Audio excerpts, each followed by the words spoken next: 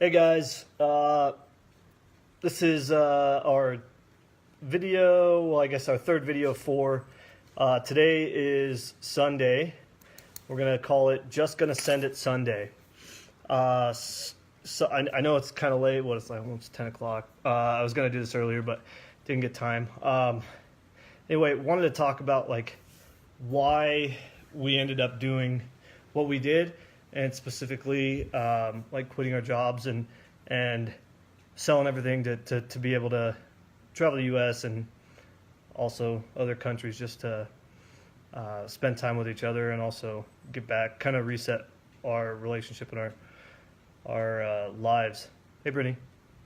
So we, to put in perspective, I was in the military for about 7 years and then transferred from the military straight into a different job. I was doing sales for a company working from home, and it was awesome, which I kind of wish I didn't change that job into what I was doing now, which was, well, I guess what I was doing now, because that's the same job that I ended up quitting. Anyway, so went from like not being able to really see anybody, any family or friends, because I always had military obligations, but I left the military thinking, hey, it's going to be so much better because we had all this free time now. You can, you get a civilian job and it's like, oh, cool, you want to take time off? Cool, yeah, awesome, do it. Well, didn't necessarily work out that way. And I picked up this other job. I took a huge pay cut from the initial job coming out of the military to take what was ultimately my road and highway job, to be able to like lead people and do what I had been doing for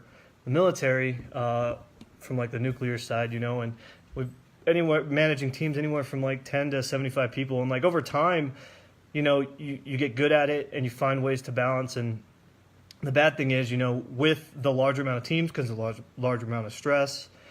For me, I was trying to get a promotion into a project management role, which meant I spent more time doing my boss's job than I was doing my job, or trying to at least. And so that kind of built into my stress. And over the last 3 years, I've dealt with a bunch of different things, and tomorrow's going to be Mental Health Monday. That's going to be video 4 of 4 that I wanted to put together for just everybody, and kind of more of a reality check. And if it helps one person out, that's all I want. And if not, it's cool. I'll just go fuck myself. So just kidding. Anyway, we went from the military, not really being able to see anything, not being able to spend time with friends and family whenever we wanted to a civilian job, which ended up being significantly worse. And these guys, on my first interview, was like, hey, what do you think about travel? Well, travel's fine. And travel's fine if, it's just that, it's just traveling randomly, right? Every once in a while you'd go somewhere. Well, it didn't work out that way. And we ended up doing, travel to them at Road and Highway Builders is, hey, I expect you to leave either Sunday night or Monday morning, 4 a.m, no big deal. And you're going to be staying out in areas like Tonopah or Elko. And you're going to be doing that for the better part of the week. You come back on a Friday. And it like kind of trained me into expecting to not spend time with Serena or anything. With any of my family, rarely see, for me, our kids or our dogs, right? And it kind of spiraled down from there, right? The stress grew. She started getting more and more involved with her work, and stress grew on her too. And next thing you know, we're not spending any time together. We're spending maybe 2 to 3 hours a week, if we're lucky. And that's between, me working night shift. And on average, I was working about 80 to 95 hours a week. She's working about 50, but she's also on night shift, which for me, it's a little bit easier for me to deal with night shift because I don't really sleep anyway, but she does. And it's kind of a big deal when she goes to night shift, because I only really get to spend the 1 day of the 3 days off that she has.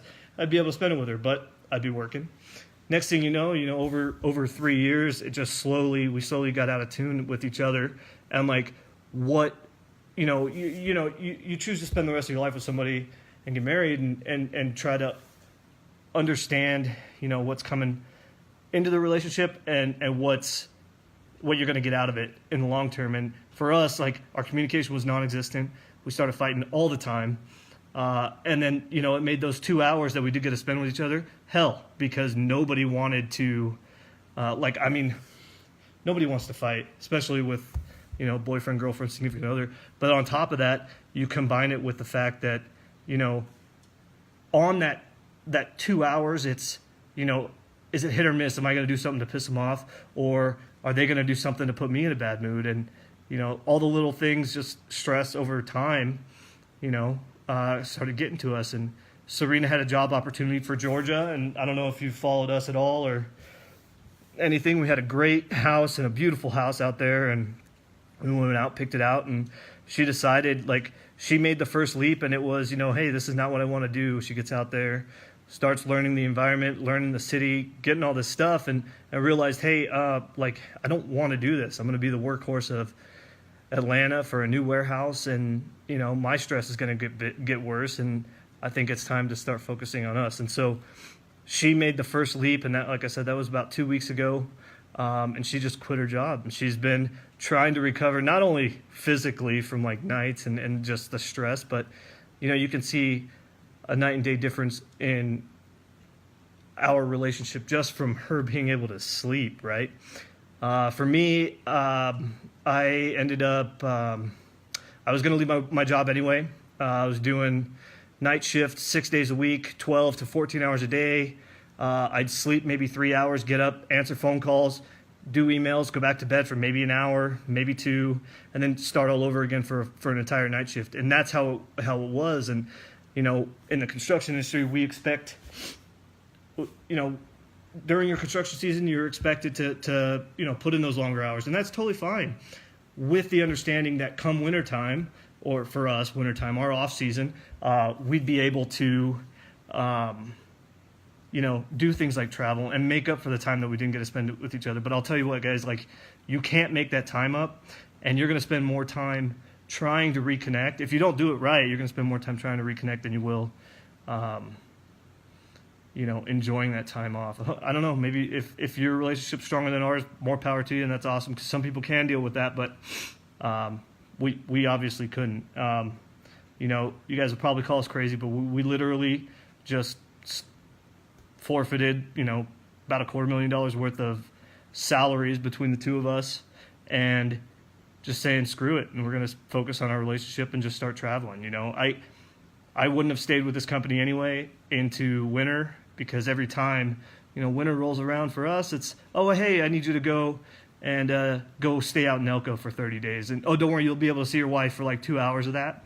But, yeah, you're going to be on nights out there also 30 days straight. And then, you know, either that or it's go to Hawaii for 4 months and we'll fly your wife out once.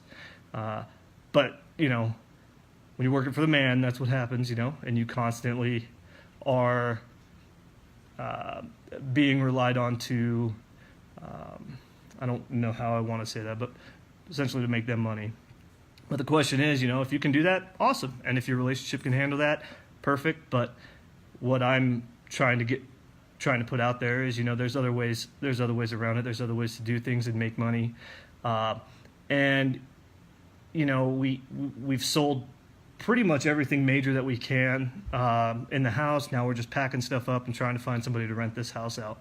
And then we're going to be traveling. And we need to spend, like I said, spend time with each other for the next couple months, do a bunch of traveling between Europe and Asia, and try to reconnect. And who knows, you know, when we come back, we might both be single, and we tried, but at least we tried. And that, for me and for her, that's what matters. So, yeah, hope you enjoyed it. Tomorrow will be my fourth and final video for Mental Health Monday. But hope you've enjoyed it so far. Video 1, again, was Fuck It Friday. Video 2 was Sell It Saturday. And then this was video 3, which was just gonna send it. I don't know if you guys have seen that. It's a YouTube it. It's hilarious. That guy is crazy stupid.